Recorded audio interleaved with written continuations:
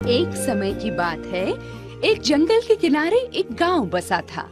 उस गांव में एक छोटी सी लड़की रहती थी जिसे हर कोई पसंद करता था।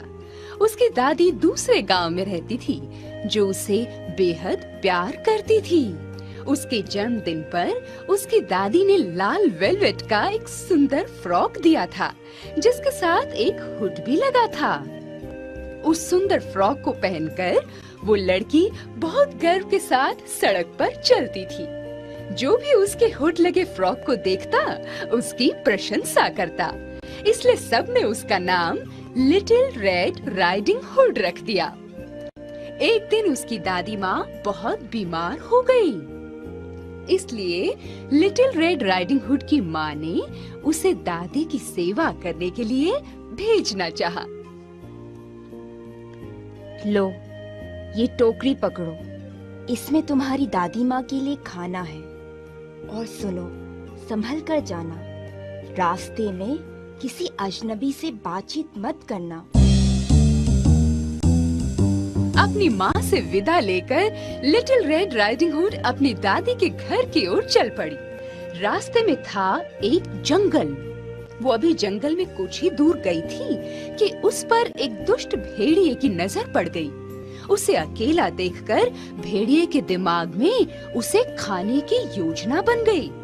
उसे अपने जाल में फंसाने के लिए भेड़िए ने भोला भाला सा मुंह बनाकर उससे पूछा, ए छोटी लड़की, तुम कहाँ जा रही हो? मैं अपनी बीमार दादी माँ को देखने उनके घर जा रही हूँ। अच्छा, क्या वो बहुत दूर रहती हैं? नहीं, वो तो पास ही रहती हैं। अच्छा, तो फिर ये बताओ, उनका घर किस दिशा में है? रेड राइडिंग हुड ने दादी के घर की दिशा की ओर इशारा कर दिया और चुपचाप अपने रास्ते चलती रही। उधर दुष्ट भेड़िए ने सोचा, क्यों ना इसके पहुंचने से पहले इसकी दादी को खाया जाए। जानती हो, अगर तुम अपनी दादी माँ के लिए जंगली फूलों का गुलदस्ता लेके जाओगी तो वो बहुत खुश होंगी। अरे, ये तो मैंने सोचा ही नहीं था। ये तुमने अच्छा याद दिलाया। लिटिल रेड राइडिंग हुड फूलों का गुलदस्ता बनाने के लिए रास्ते में रुककर फूल तोड़ने लगी। उसे फूल तोड़ने में व्यस्त देखकर भेड़िए ने उसकी दादी के घर की राह पकड़ी। वो चालाक भेड़िया पहुंचा सीधे दादी माँ के घर। उसने बाहर से घर को देखकर सोचा, अरे वाह, क्या शानदार घर है। घर के आसपास कोई नहीं है, ये जानने के लिए भेड़िए ने चारों ओर चक्कर लगाया और फिर उसने दरवाजा खटखटाया। अपने गले से लिटिल रेड राइडिंग हुड का स्वर निकालने के लिए उसने गला खंखार कर साफ किया। कौन है वहाँ?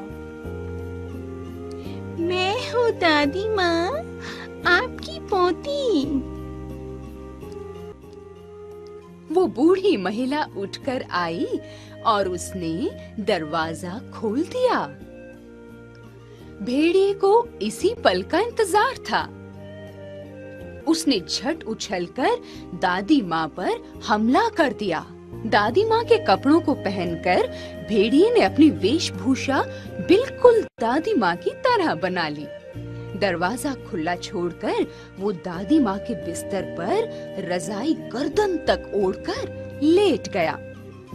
सिर पर दादी की टोपी लगाने से उसका रहा-सहा मुंह भी छिप गया। कुछ ही समय बाद लिटिल रेड राइडिंग हुड वहाँ पहुँची। दरवाजा खुला देखकर वो दबे पांव घर में दाखिल हो गई, मगर उसने पाया कि दादी माँ जाग रही हैं। उसने टेबल पर खाने की सामग्री सजाने के बाद गुलदान में गुलदस्ता सजा दिया। बिस्तर पर पड़ा भेड़िया चुपचाप उसे सारे कार्य करता देख रहा था। तभी लिटिल रेड राइडिंग हुड की निगाह दादी माँ के अंगूठे पर पड़ी, जिसे देखकर उसे बड़ी हैरानी हुई। ध्यान से देखने पर उसे लगा जैसे उसकी दादी कुछ बदली बदली दिखाई दे रही है। दादी माँ, आपकी आंखें इतनी बड़ी बड़ी कैसे हो गई?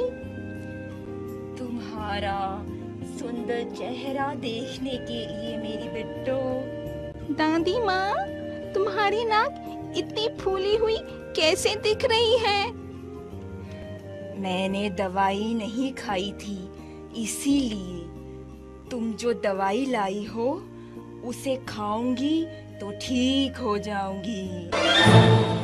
इतने में लड़की ने भेड़िए के ऊपर से चादर हटाई और उसको पता चला कि ये उसकी दादी नहीं बल्कि भेड़िया है।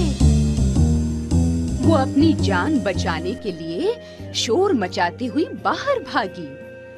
उसका शोर सुनकर एक लकड़हारा वहां आया, जिसने उसकी दादी को भेड़िए के चंगुल से बचा लिया और भेड़िया वहां से भाग गया। तब उसकी दादी ने लिटिल रेड राइडिंग हुड को सीख देते हुए कहा कि बड़ों की बात हमेशा माननी चाहिए और कभी भी किसी अजनबी से बात नहीं करनी चाहिए।